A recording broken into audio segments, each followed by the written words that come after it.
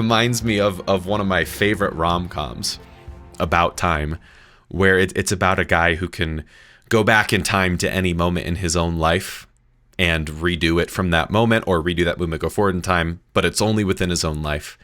And if you haven't seen it, it's rated R, but definitely worth the watch. The moral at the end is he ends up saying that he doesn't go back in time anymore. He tries to live every day as if he had come back specifically to live that day, as if it was the last and most important day of his unrepeatable life.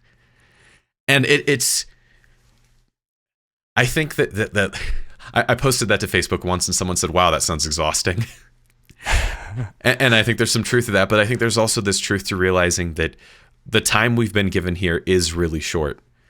And as cliche as it is, you can't take that next day for granted, because this is the second uncle I've had pass away, both of them from long illnesses. Both of them, we knew it was coming, and both of them we had the opportunity to say our goodbyes. But you don't always get that opportunity, you know? And so I think that having that opportunity, you're right, is absolutely a blessing, but it's also, it stands as a clear, in another way, as a clear like warning sign of like, no, you're not always going to get this, you know? Right. Yeah. And I'm reminded of when my grandmother passed. She had been sick, and I would get messages from my parents, and this is years ago, that she wasn't doing well, and then she would like miraculously come out of it, and she was doing better. And so I was like, okay, great, she's doing better. And then she'd be sick, and it seemed like she was going to pass again. And then she would come through it again. And so then it started to be a joke, like she was like Lazarus, like she was always coming through. And so we went out to visit, and at the time we were living in Fort Wayne, Indiana, and we flew out to Fresno, California. And my grandmother was going to be there, and my grandfather. And so I thought, gosh, both my grandparents were there on both sides. And I thought, okay, this is my opportunity. And I thought, I need to make sure to say, to spend time with her. So I spent extra time with her, and she was doing pretty well, and she was feisty, and it was fun to be with her. And so, and I remember, as that time ended, I made sure to get in that hug, and just to know, and it was the last time that I saw her.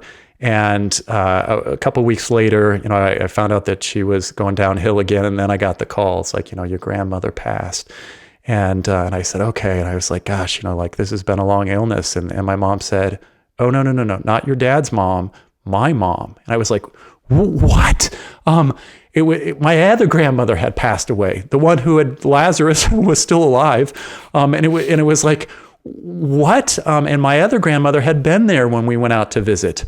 And I hadn't spent much time with her because I was trying to get in the time with my grandmother, who I thought was going to pass. And so I thought back, it was like, gosh, what was our conversation like? And I just, and I remembered that when she left, so my grandmother, who did end up passing, like she wasn't feeling too well. And I just remember, and we went out to the car, and I said goodbye, and I could just tell she was cranky. She wasn't doing well. And it just ended up, again, a few weeks later, that we didn't know that she was sick or anything. She had a heart attack, and she was gone. She was just gone. And what struck me in all that, I thought, wow, like I need to not presume that I know how things are going to end up. My other grandmother did. It wasn't long after. She was in and out, and then eventually she did pass. And it was the last time that I had seen her when I had said goodbye. But the lesson in that for me was to be more to realize that, like, I need to be grateful for today. I need to be grateful for